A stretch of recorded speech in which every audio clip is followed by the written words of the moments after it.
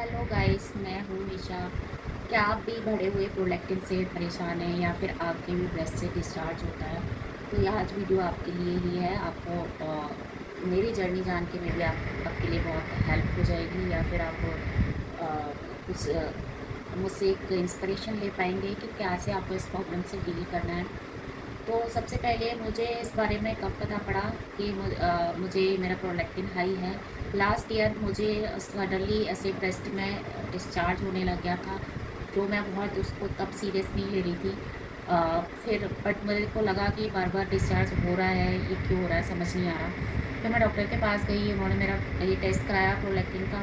तो प्रोलैक्टिन का टेस्ट उसमें मेरा काफ़ी हाई था, उसमें मेरी वैल्यू आई थी 363।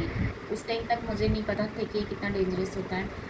डॉक्टर ने मुझे टैबलेट्स दी जो वंस वीक खानी थी, एवरगोलिन नाम से। उन्होंने मुझे टैबलेट दे के घर भेज दिया। मैंने एक 4 टैबलेट्स दी थी, तो मैंने 1 मंथ में वो 4 टैबलेट्स कंप्लीट करी। उसके बाद मुझे शायद ब्रेस्ट डिस्चार्ज भी ये बिल्कुल बंद हो गया था, मैंने उतना ध्यान भी नहीं दिया। उसके बाद में मुझे लगा मैं बिल्कुल क्योर हो गई हूँ। उसके बाद मैं वापस डॉक्टर के पास गई, उन्होंने टेस्ट कराया। वो मेरा रेंज बिल्कुल नॉर्मल हो गई थी, इवन बहुत कम हो गया था। फिर उसके बाद में उन्होंने बोला कि मे बी तुम्हारे हार्मोन्स थोड़े डिस्टर्ब हो रहे हैं, तुम 3 मंथ का कोर्स कर लो। उन्होंने मुझे 3 मंथ का वो कोर्स दे दिया और मैं 3 मंथ्स को तक उसको कंप्लीट करा। उसके बाद मैं उस चीज़ को भूल गई कम्प्लीटली, प्रोलैक्टिन की तरफ से मेरा ध्यान हट गया। फिर 1 ईयर लेटर 1 ईयर मुझे वापस ऐसा लगता कि मेरे ब्रेस्ट में कुछ हैवीनेस है और कुछ पेन रहता है, जैसे कि पीरियड से पहले तो होता ही है, 4-5 दिन पहले आपके ब्रेस्ट हैवी हो जाते हैं या फिर टेंडरनेस रहती है। वो तो मुझे भी होता है पीएमएस। बट मुझे इस बार लगता था कि मुझे थ्रू आउट द मंथ मुझे ऐसा लगता है कि मेरे ब्रेस्ट हैवी हैं, कुछ मुझे नॉर्मल नहीं लगते थे अपने। कुछ मुझे लगता था कि कुछ सेंसेशन है, कुछ अजीब सा हो रहा है मेरे साथ में। 3-4 मंथ्स तक मैं इसको कंटिन्यू वॉच करती रही, बट मुझे ऐसा नहीं लग रहा था कि कुछ ठीक हो रहा है। कभी ऑन ऑफ होता, कभी ठीक लगता, कभी ऐसा हैवी लगने लगता। उसके बाद मैं डॉक्टर के पास गई, तो उन्होंने बोला कि मे बी तुम्हारा प्रोलैक्टिन डिस्टर्ब हो रहा है। मैं दूसरी डॉक्टर के पास गई थी, उस डॉक्टर के पास नहीं गई थी। तो उन्होंने चेक किया, मुझे फिज़िकली चेक किया। उन्होंने चेक किया तो मुझे ब्रेस्ट मिल्क आ रहा था। मैंने पहली बार देखा कि मैं कभी खुद से प्रेस नहीं करती थी, तो मुझे पता नहीं पड़ता था कितना मिल्क मुझे आ सकता है। तो उन्होंने प्रेस किया तो बहुत मिल्क आ रहा था। तो उन्होंने बोला तुम्हारा तो काफ़ी हाई लग रहा है मुझे प्रोलैक्टिन लेवल्स, तुम टेस्ट कराओ। मैंने टेस्ट कराया तो उसमें मेरा 110 कुछ रेंज आई।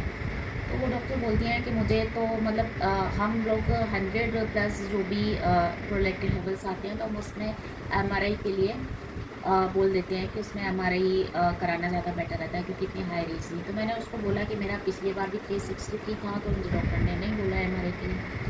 तो उन्होंने बोला कि मे बी उस टाइम पे ठीक हो गया हो, या फिर तुमने ध्यान ही नहीं दिया कि पूरा नहीं उस वक्त ठीक हो गया हो, और फिर वापस अगेन वो कॉम्प्लिकेटेड चीज़ें होती गई हैं, तुमने ध्यान नहीं दिया। फिर मैं भी मेरे पास भी कोई ऑप्शन नहीं था, मुझे एमआरआई से बहुत डर लग रहा था, मेरे लिए तो बहुत बड़ा टेस्ट था। मैं डॉक्टर से बार बार पूछती रही। फिर उन्होंने बोला कि ठीक है, अभी एमआरआई के लिए थोड़ा हम डिले कर देते हैं, तो पहले एक और टेस्ट होता है, इसका 1 मंथ दवाई खाओ, ये कार्बोटोलिन खाओ, 1 से भी उन्होंने भी दिया था। उसके बाद हम दोबारा से एक और टेस्ट होता है प्रोलैक्टिन पूल करके, उस टेस्ट को कराना, उसमें हमें क्लियरिटी हो जाएगी। तो फिर मैं भी थोड़ा सा रिलैक्स हो गई कि हाँ, मुझे हमारी क्लिनिक जाना पड़ेगा। फिर बट वो टेस्ट कराया मैंने 1 महीने बाद, और उसमें क्या था कि वो टेस्ट प्रोलैक्टिन पूल करके टेस्ट था। उसमें आपका 3 टाइम्स 15-20 मिनट के गैप पे आपका ब्लड सैंपल लेते हैं, फिर उनको कलेक्ट करके एक साथ फिर उसका वैल्यू निकाला जाता है। तो प्रोलैक्टिन उससे आपको पता पड़ जाता है कि आपकी वैल्यू सडनली किसी वजह से बढ़े थे या नॉर्मली, जैसे प्रोलैक्टिन के बढ़ने के बहुत सारे रीजन होते हैं। सडनली कई बार हम लोग स्ट्रेस लेते हैं, उससे भी बढ़ जाते हैं, तो उससे थोड़ी क्लैरिटी थोड़ी आ जाती है। मैंने वो टेस्ट कराया, उसमें मेरी वैल्यूज़ तो बहुत बिल्कुल नॉर्मल आ गई थी, 1 पॉइंट कुछ करके आ गई थी। मैंने वो डॉक्टर को दिखाया तो उन्होंने बोला ठीक है। बट उन्होंने फिर से फिज़िकली मुझे चेक किया, मुझे डिस्चार्ज फिर भी हो रहा था, जो मुझे लग रहा था कि बहुत कम हो गया, कम था बट हो रहा था मुझे। तो उन्होंने बोला कि मुझे तो नहीं समझ में आ रहा, अभी भी तुम्हारा डिस्चार्ज हो रहा है, वैल्यूज़ तो मे बी मेडिसिन की वजह से कम आ रही है आपकी। तो उन्होंने बोला आपको एमआरआई के लिए जाना चाहिए, आपको बहुत क्लियरिटी आ जाएगी, इस फेज से आप निकल जाओगे। अगर और कुछ होगा, प्रॉब्लम निकलेगी, तो आप वो एटलीस्ट वो ट्रीटमेंट की तरफ आगे बढ़ोगे। तो टेस्ट फिर मुझे भी यही सही लगा कि मुझे ना एमआरआई के लिए तो जाना ही चाहिए। फिर मैंने एमआरआई कराई। मैं बहुत डरी डरी हुई थी, पता नहीं, अब एमआरआई के बारे में मैंने बहुत पढ़ा था, पिट्यूटरी ग्लैंड की उन्होंने एमआरआई लिखी थी कि इसमें ट्यूमर निकलता है। मैं बहुत डर गई थी, ट्यूमर कैसे सही होगा। इवन वो नॉन कैंसरस होता है, बट फिर भी लॉन्ग डोज की दवाई खानी पड़ती है और बहुत सारे कॉम्प्लिकेशंस होते हैं।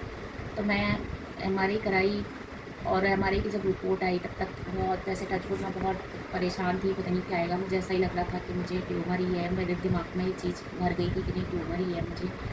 फिर रिपोर्ट आई, उसमें 2 रिपोर्ट्स, 2 रेडियोलॉजिस्ट से रिपोर्ट्स ली थी हमने, तो वो दोनों में ट्यूमर नहीं था। उन्होंने बोला आपका जो पिट्यूटरी ग्लैंड का साइज़ होता है वो सही है, उसमें ट्यूमर नहीं था।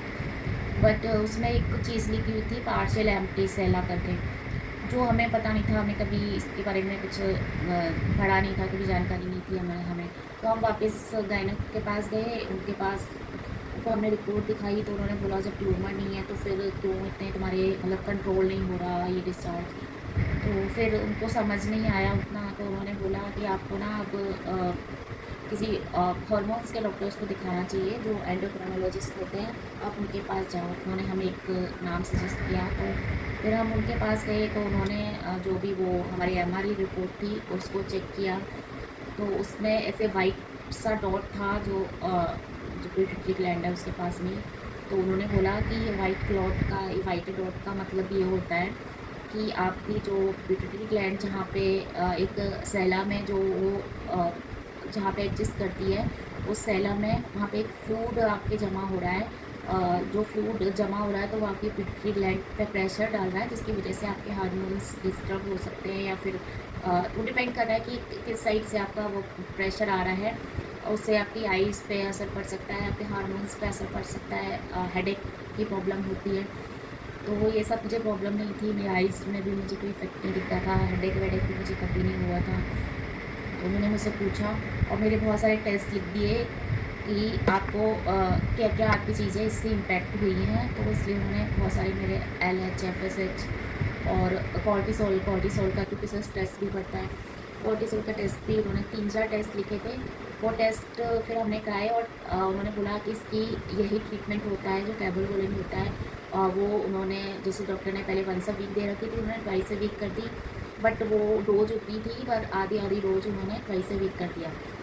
तो उसको मैं कंटिन्यू कर रही थी। फिर मैंने टेस्ट कराए, फिर मैं अगेन डॉक्टर के पास गई, तो उन्होंने बोला कि मेरा कॉर्टिसोल 7 आया था, तो वो उसका नॉर्मल रेंज 5 अराउंड रहता है। तो उन्होंने बोला थोड़ा बहुत आपको स्ट्रेस है, आप अपना स्ट्रेस कम करो, कॉर्टिसोल बढ़ा हुआ है थोड़ा बहुत। और सेकेंड थिंग, जो LH FSS थे वो ठीक थे उस टाइम पे, बहुत ज़्यादा फ्लक्चुएट नहीं थे।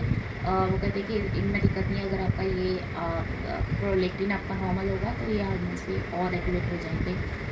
और पीरियड्स मेरे पहले से रेगुलर ही आ रहे थे, बट मुझे ब्लीडिंग बहुत कम हो गई थी, मुझे फ्लो नहीं आ रहा था। तो डॉक्टर ने बोला कि प्रोलैक्टिन से आपका पीरियड्स ही सबसे ज़्यादा इम्पेक्ट करता है पीरियड्स पे। पीरियड्स स्किप हो जाते हैं आपके, तो ये है कि आपके कम्प्लीटली कभी स्किप नहीं हुए, आ रहे थे, अदरवाइज से 2-3 महीने तक आते नहीं हैं। और बट उन्होंने बोला कि जैसे ही रेगुलराइज होगा तो आपके पीरियड्स भी अपने आप ही नॉर्मल होते चले जाएंगे। उसके बाद मेरे पीरियड्स तो खैर आ ही रहे थे टाइम पे, बट फ्लो नहीं उतना आ रहा था, तो वो मेरे लिए कंसर्निंग था। तो उन्होंने बोला आप पहले इस ट्रीटमेंट को कंप्लीट करो, उसके बाद अपने जो भी आपके हार्मोन्स थोड़ा बहुत डिस्टर्ब हुआ है उसके लिए फिर आप उस चीज़ के लिए गो थ्रू करना कि आपको क्या मेडिसिन लेनी है, या फिर आपको लाइफ स्टाइल चेंजेस जो भी करने हैं आप वो करें। तो प्रोडक्ट मेरे लिए तो बहुत चैलेंजिंग रहा। अभी भी मुझे अराउंड 3 मंथ्स होने जा रहे हैं, अभी भी मुझे कम्प्लीटली मैं क्योर नहीं हूँ। अभी क्या है कि मुझे ऐसा लगता है कि समटाइम्स मुझे डिस्चार्ज बंद हो जाता है 2-3 डेज बाद, फिर मुझे ऐसा फील होता है कि मुझे डिस्चार्ज हो रहा है, या फिर मेरा स्ट्रेस बढ़ जाता है, उस टाइम पे भी मुझे ऐसा फील होता है। तो अगर आपको भी ये प्रॉब्लम है तो आप प्लीज़, अगर आपके रेंजेस बहुत ज़्यादा आ रहे हैं तो प्लीज़ आप एमआरआई की तरफ जाइए। अगर आपके ट्यूमर वगैरह का प्रॉब्लम है आपको, तो उसमें डिले करना बिल्कुल भी सही नहीं है, क्योंकि आपके विज़न को, आपके आई विज़न को, आपको हेडेक हो सकता है, और आपके कम्प्लीटली बहुत सारी चीज़ों को बहुत बुरी तरीके से इम्पेक्ट कर देता है। तो आपको इसे डरना नहीं है, आपको एमआरआई करानी है। उसके बाद इसका इलाज तो वही है, केबरगोली नहीं चलेगा, सर्जरी भी है इसका ऑप्शन, बट वो लास्ट ऑप्शन है। ये मेडिसिन से ही क्योर हो सकता है, बट इसके लिए मेडिसिन बहुत लॉन्ग टाइम आपको खानी पड़ सकती है। मे बी अगर 1 year 2 year 3 years, depends on कि आपका कैसे आप उससे रिलेट कर रहे हैं कि आप फिर आपके जो भी हर बार आपके जो MRI वगैरह भी करवा के देखेंगे कि 1 साल बाद भी कि उसमें आपको क्योर हुआ है कि नहीं हुआ। बट मोस्टली लोगों को इससे इफ़ेक्ट पड़ जाता है। मैं भी अभी ऑन वे हूँ कि मैं वेट कर रही हूँ कि मेरा ट्रीटमेंट कब कंप्लीट हो और मैं कब इस प्रॉब्लम से निकलूँ। अगर मेरा वीडियो आपको अच्छा लगा हो, अगर आपको थोड़ा भी इन्फॉर्मेटिव लगा हो, तो प्लीज़ मेरे चैनल को सब्सक्राइब करें और लाइक करें।